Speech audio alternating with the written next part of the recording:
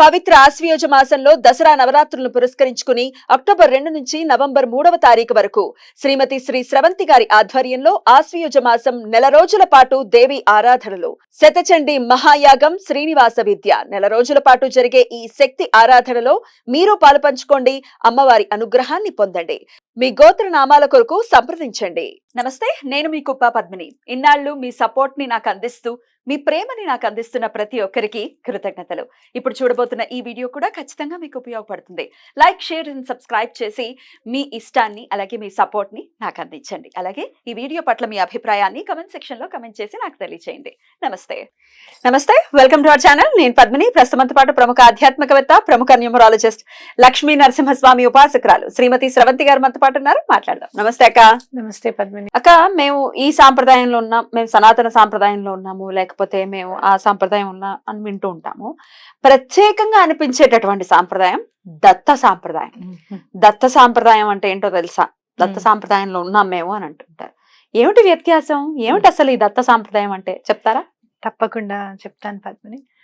నాకు దత్తాత్రేయ స్వామిని తలుచుకున్నప్పుడు ఏమనిపిస్తుంది అని అంటే, బ్రహ్మ ఏమో రాత రాసేస్తాడు, అలాగే విష్ణువేమో జరిగేదంతా కూడా చూసి మన కర్మానుసారంగా మనకి ఏది ఇవ్వాలో ఏది ఇవ్వకూడదు అని చెప్పి జీవితంలో ఉంటాయి. శివుడు లయం చేసుకుంటాడు మనని అని చెప్పి తెలుసు. ఇలా మనం సరే మీ కర్మానికి మీరు పడేయడమంటారా అని చెప్పి కాకుండా, అయ్యో నా పిల్లలు కదా, వాళ్ళు తప్పు చేసినప్పుడు ఆ తప్పుని సరిదిద్దే పని నాది కదా అని చెప్పి ఆయన గురువు రూపంలో వచ్చారు అని ఖచ్చితంగా చెప్పుకోవచ్చు దత్తాత్రేయుడు. మనం ఇదివరకు చెప్పుకున్నాం, దత్తుడు అంటే ఏంటి అని అంటే తనకు తను సమర్పించుకునేవాడు. అలాగే మనం సమర్పించుకునే విధంగా మనల్ని మరిచేవాడు. మనని ఆయన శిలని ఎలా అయితే శిల్పంలాగా చేస్తామో అలా మనని కూడా ఆయన అలాగే శిల్పంలాగా మారుస్తాడు. ఆయన మోక్షాన్ని ప్రసాదిస్తాడు అని ఖచ్చితంగా చెప్పుకోవచ్చు అనమాట. అయితే ఇక్కడ మనం చూసుకుంటే కనుక స్వామివారి సాంప్రదాయం ఏంటి, అసలు దత్త సాంప్రదాయం ఏంటి అని అంటే, గురువుని ఎలా అయితే నమ్మాలి, ఎలా మనం గురువుకి చేరువవ్వాలి అనేది మనకి సాంప్రదాయం అనేది మనకి తెలుపుతుంది అనమాట. ఇక్కడ చూస్తే ప్రధానంగా మనం చూసేది గురువుని సర్వస్య శరణాగతి చేయడం అనేది ఈ సాంప్రదాయంలో ప్రముఖంగా మనకి చెప్పే విషయం. ఏది జరిగినా ఆయన ఆజ్ఞతోనే జరుగుతుంది, ఆయన తప్పకుండా ఈ పరిస్థితిని మారుస్తారు అని నమ్మడం అనేది చాలా ఇంపార్టెంట్. సర్వస్య శరణాగతి అంటే ఏంటి అంటే, మొత్తం అంతా ఆయన చరణాల మీదే మన బాధలన్నీ వదిలేసి, నాయన నువ్వే ఈ బాధలన్నీ తీర్చేసేయి అని చెప్పి మనం దండం పెట్టుకోవడం అనమాట. ఏదైనా కూడా నీ వల్లే జరుగుతోంది అని చెప్పి ప్రస్ఫుటంగా మనం మనస్ఫూర్తిగా మనం నమ్మడం అనేది చాలా ఇంపార్టెంట్ ఇక్కడ. అలాగే నెక్స్ట్ ఇంకోటి, ఈ నమ్మకం అనేది ఎట్లా జరుగుతుంది, ఎలా వస్తుంది మనకి అంటే, ఆయన లీలలు చదువుతూ ఉంటే మనకు అనిపిస్తుంది. గురు చరిత్ర చదువుతూ ఉంటే ఒక్కొక్కసారి చదివినప్పుడల్లా ఒక్కొక్క కోణం అర్థమవుతూ ఉంటుంది నీకు. గురు చరిత్రలో మేము చదివామండి అని అంటాం కదా, మీకేం అర్థమైంది అండి అని ఒక 10 మందిని అడిగితే ఆ 10 మంది 10 రకాల అనుభవాలని చెప్తూ ఉంటారు అన్నమాట. మాకు ఇది అర్థమైంది, మాకు ఇది కనిపించింది, ఇది చదువుతాము అని అనిపించే లోపలే మాకు ఇది కలలో ఇలా కనపడింది అని చెప్పి చెప్తూ ఉంటారు. కాబట్టి ఆ చరిత్ర చదవడం అనేది చాలా ఇంపార్టెంట్ ఈ సాంప్రదాయంలో అని మనం గుర్తుపెట్టుకోవాలి. అలాగే క్షేత్రాలకి తిరగడం, దత్త క్షేత్రాలకి వెళ్ళడం, అక్కడికి వెళ్ళి అక్కడ దండం పెట్టుకోవడం అనేది చాలా ఇంపార్టెంట్. ఇంకోటి, ఇది ఇలా జరుగుతుందా, అది అసలు అయ్యే పనేనా అనే క్వశ్చన్ మార్క్ ఉండకూడదు మనకి. మీరు మనం చూస్తే గాణగాపురంలో చూస్తే సతీకట్ట దగ్గర నుంచున్నప్పుడు ఆ వైబ్రేషన్స్ అట్లా తెలిసిపోతాయి అన్నమాట. అంటే అట్లా ఆవిడ డెడ్ బాడీని తీసుకుని రావడము, చనిపోయిన భర్తను తీసుకుని వస్తే స్వామివారు దీర్ఘ సుమంగళి భవ అని దీవిస్తారనమాట. అక్కడ ఆవిడికి అవధూతగా కనపడి, అమ్మ నువ్వు ఇంకా ఎలా ఏం చేస్తావో చెయ్యి, సతీ సాగమనం చేస్తే ఇవి రూల్స్, నువ్వు బ్రతకాలనుకుంటే ఇవి రూల్స్ అని చెప్పి చెప్తారనమాట. లేదు ఆయన మీద నాకు నమ్మకం ఉంది, ఒకసారి ఆయన దగ్గరికి వెళ్తాను అని చెప్పినప్పుడు వస్తే ఆయన ఎదురవుతారనమాట. అక్కడ సంగమం నుంచి వస్తూ ఉంటారు స్వామి, అక్కడ ఆయన బ్రతికిస్తారు మళ్ళీ. అంటే ఎలా జరిగింది అని అడుగుతారు కదా, ముందున్న జన్మలో నుంచి తీసి ఇక్కడ నేను ఇప్పుడు బ్రతికిచ్చానని చెప్పి ఆయుష్ పోసానని చెప్పి చెప్తారు స్వామి. ఇలా జరుగుతుందా, ఇలా అవుతుందా అనే క్వశ్చన్ మార్క్ ఉండకూడదు మన మనసులో. తప్పకుండా స్వామి తలుచుకుంటే క్షణంలో కుబేరుని చేస్తాడు, ఆయన ఎటువంటి పరిస్థితుల్లోనూ మనం రక్షిస్తాడు అని మనం నమ్మాలి. ఈ సాంప్రదాయంలో ఆ నమ్మకం అనేది కూడా ఒక పార్ట్. అలాగే ఇంకోటి మనకి ఎక్కువగా మనం పాటించాల్సింది ఏంటంటే మాధుకరి. అది మాతా కవళం కాదు, అది ఎందుకు వచ్చిందో. అది మాధుకరము అంటే ఏంటంటే అసలు మాతా కవళం తెలీదు, మాధుకరం తెలీదు. ఒకసారి ముందు అది చెప్పండి. నిజంగానే తెలియదు. ఎవరైనా అడుక్కోవడానికి వచ్చినప్పుడు అమ్మా మాధా కవళం అంటారు, అది కాదు, అది మాధుకరం అని. మాధుకరం మామూలుగా అయితే మాధవ కబళం అని కూడా అంటుంటారు. మాధవుడు తిన్నది తిన్నది అని అనొచ్చు, కానీ యాక్చువల్ గా ఏంటంటే అది మాధుకరం. ఎవరైనా భిక్షకు వచ్చినప్పుడు అమ్మా మాధుకరము అని అంటారు అనమాట. అంటే ఏంటి అని అంటే, ఎలా అయితే తేనెటీగలు తేనెని మధువుని సేకరిస్తాయో, అవి సేకరించిన తర్వాత ఏం చేస్తాయి, అక్కడ వదిలేసి వెళ్ళిపోతాయి. అవునా కదా? ఇది మాదండి ఆస్తి అని చెప్పి మనం రిజిస్టర్ చేసుకున్నట్టు రిజిస్టర్ చేసుకో పాపం. అవునా? పాపం వెళ్ళగొడతాం మళ్ళీ మళ్ళీ చిత్రహింసలు పెట్టి మరి. అయితే ఏంటంటే పూర్వము గురువు ఏం చేసేవారు అని అంటే, వండుకోవడం అది అంతా ప్రహసనం కదా, దాని మీదే ఉంటుంది దృష్టి అంతా. ఇంకా అలా కాకుండా ఒక 5గురు ఇళ్లలోనో మీరు తీసుకొని రండి అని చెప్పి కొంతమంది శిష్యుల్ని, కొంతమంది ఒకసారి, కొంతమంది ఒకసారి వెళ్ళేవాళ్ళు, అయితే ఒక్కడు వెళ్ళేవాడు. అలా భిక్షాటన చేసుకొచ్చిన దాన్ని ఎవరికన్నా ముందు భూత సేవ చేసి, అంటే ఏ కుక్కలకో పశుపక్షాదులకో మనుషులకో పెట్టిన తర్వాత వాళ్ళు తినేవారు అనమాట. ఇది మాధుకరం. అక్కడ మనం దత్త సాంప్రదాయంలో ఏం చేస్తాము అని అంటే, అన్నాన్ని తప్పకుండా మనము భిక్షగా ఇవ్వడము, మాధుకరము ఇవ్వడము, అలాగే మనం స్వీకరించడం.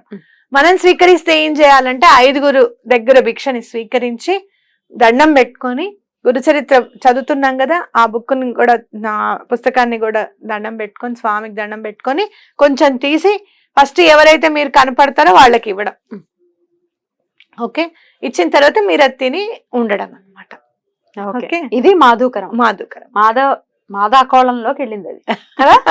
మాదాకోళం అసలు అది కూడా లేదు. అది ఈ దిక్కుమాల సిటీస్ లో అలా వచ్చే వాళ్ళు కూడా లేదు పాపం. భిక్ష వేద్దాం మనం పుణ్యం సముపార్జించుకోవడానికి ఆస్కారమే లేదు, కాబట్టి గుళ్ళ దగ్గరికి వెళ్ళి పెట్టడం అనమాట. అంతే. మాధుకరం ఇంకోటి, మాధుకరం ఇవ్వడం అనేది ఇంపార్టెంట్. గురు చరిత్ర చదవడం అనేది ఇంపార్టెంట్ అని చెప్పాను కదా. స్వామిని నమ్మడం, స్వామి లీలలు చదవడం, ఎవరికైనా చెప్పడం. అట్లాగే ఇంకోటి ఏంటి మనము అని అంటే గనక, స్వామి ఏమేమైతే చెప్పారో, గురు చరిత్రలో ఏదైతే చెప్పారో అదంతా కూడా తూచా తప్పకుండా పాటించడానికి మనం ప్రయత్నం చేయడం. అక్కడ అష్టతీర్థాల్లో స్వామి చెప్తారు, అష్టతీర్థాల్లో స్నానం చేస్తే ఎలా ఉంటుంది ఏంటి అన్ని చెప్పుకుంటూ వస్తారనమాట. అష్టతీర్థాల్లో స్నానం చేయడం అనేది చాలా, ఆ అష్టతీర్థాలు ఏంటి, అసలు వాటికి ఏం ప్రాశస్తి ఉంది, ఒక్కొక్క తీర్థంలో చేస్తే ఏ పుణ్యం వస్తుంది అనేది మనం వివరంగా చెప్పుకుందాం తప్పకుండా నెక్స్ట్ ఎపిసోడ్స్ లో మనం మాట్లాడుకుందాం. ఇంకోటి దత్త సాంప్రదాయంలో పాటించాల్సింది ఏంటంటే భజన. భజన అనేది చాలా ఇంపార్టెంట్ అన్నమాట. అలాగే ఇంకోటి ఏంటి అని అంటే పల్లకి సేవలు స్వామివారికి చేయడం. మీరు ఇది చూస్తే ఇందులో ఎవ్వరు మీకు బాబా గారు దత్తుడి అవతారం కాదని చెప్పింది, ప్రతిది ఉంది ఇందులో. నువ్వు చూస్తే చరిత్ర పారాయణం ఉంది, అలాగే భజన ఉంది, భిక్షాటన ఉంది, స్వామివారి పల్లకి సేవ ఉంది. ఏది లేదు చెప్పి ఇందులో, అవునా కాదా? అన్నీ ఉన్నాయి అన్నమాట. కాబట్టి ఎక్కడైనా కూడా ఇంకోటి ఏంటి అంటే అవధూత చింతన శ్రీ గురుదేవ దత్త అని మనం అనుకుంటుంటాం. ఇక్కడ మనం అవధూత అంటే ఏంటి అనేది మనం చూద్దాం. అవధూతల్ని కలవడము, సేవించడం అనేది కూడా చాలా ఇంపార్టెంట్ దత్త సాంప్రదాయాల్లో. అవధూత సిగరెట్ తాగుతున్నాడా, అవధూత మడ్డిగా ఉన్నాడా, అవధూత ఉమ్మేసుకుంటున్నాడా, మీరు అవధూతలు ఇలా అరుణాచలంలో తిరిగే వాళ్ళు ఆవిడ ఎంగిల్ తింటున్నారు, ఆవిడ టోపీ అమ్మ అవధూత కాదు. మీరెవరయ్యా స్టాంప్ వేసి చెప్పడానికి టోపీ అమ్మ అవధూత కాదని? మీ వాళ్ళని నమ్మనియండి. మిమ్మల్ని ఎవరు ఆవిడ ఎంగిల్ తినమని నేను ప్రతిఫలం చేయట్లేదు కదా, నీకెందుకు? ఆవిడ ఎంగిల్ వాళ్ళు తిన్నారంటే తినని, వాళ్ళ ఇష్టం, నీకెందుకు? నీ బాధ ఎందుకు నీకు? అరుణాచలంలో ముందు అడుగు పెట్టాలంటే చాలా పవర్ గా. మీరు ఇట్లా మీకు ఇట్లా ఉంటే మీకు ఇట్లా ఉంటే పాకలు ఆవిడ అవధూత అని చెప్పడానికి ఒకే ఒక్క తార్కాణం, అంత ఇదిగా ఆవిడ రోజు ఆ గిరివలయం చుట్టూ తిరగడం, అదొక్కటి చూస్తే చాలు. దగ్గర నుంచి ఆవిడని చూస్తే ఎటువంటి దుర్గంధం రాదు ఆవిడ దగ్గర నుంచి. ఎట్లా రాకుండా ఉంటది కదా, రావాలి కదా. ఇంకంతకన్నా నేను తార్కాణాలు ఏం చూపించలేదు, వీళ్ళ గురించి మాట్లాడటం టైం వేస్ట్. అదే అయితే అట్లా అంటే ఏంటంటే, నేను ఇంకోటి చెప్తున్నా, మీ దానిలోకి వచ్చి చెప్తున్నా, ఎవరు అవధూతలో ఎవరు అవధూతలు కాదో నిర్ణయించడానికి మనం ఎవరో మనం అలాంటి మాటలు మాట్లాడకూడదు ఫస్ట్. ఎందుకు అని అంటే దత్తుడు కూడా మునీశ్వర్లందరూ వెయిట్ చేస్తూ ఉంటారన్నమాట.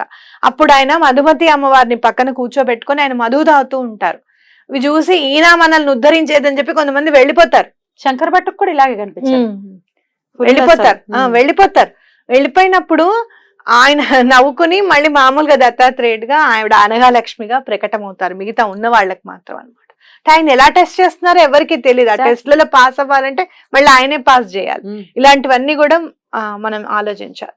ఇందాక నువ్వు చెప్పినట్టు అవధూతలు అంటే అవధులు లేని వాళ్ళని కూడా అర్థం ఉంది. అలాగే ఇంకోటి ఏంటంటే మనకి అనుభూతి కలిగించే వాళ్ళు. అలాగే మన పూర్వజన్మ వాసనలన్నీ కూడా ఆ అంటే అనుభూతి కలిగింపజేసేవాళ్ళు. పూర్వజన్మ అంటే పూర్వజన్మ వాసనలన్నిటినీ కూడా పాలద్రోలేవాళ్ళు.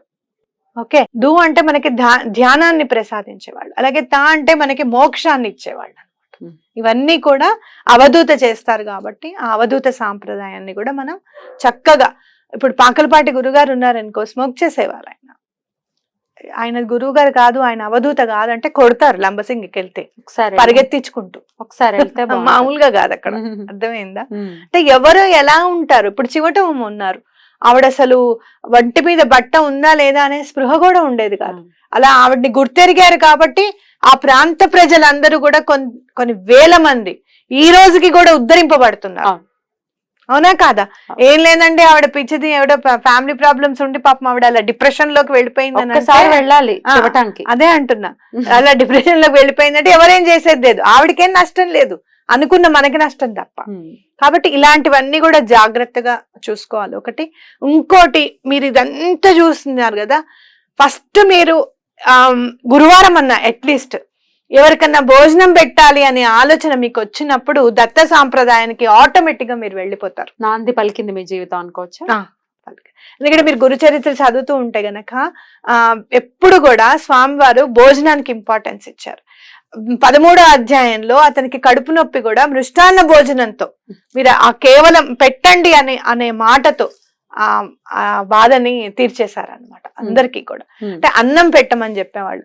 అలా అన్నం తిందాము అని చెప్పి నేను ఇట్లా అదేంటి చాలా పెద్ద సంతర్పణకు వెళ్ళి తినాలి అని అనుకున్నప్పుడు, అలా మొగుడిని ఇబ్బంది పెట్టకూడదమ్మా, అతను రానన్నప్పుడు నువ్వు ఆలోచించాలి అని చెప్పి అక్కడ ఎలా జరుగుతుందో అని చెప్పి ఒక కుక్క వచ్చి ఆ అన్నాన్ని ముట్టుకోవడం, స్పృశించడం ఆవిడకి కనపడుతుంది.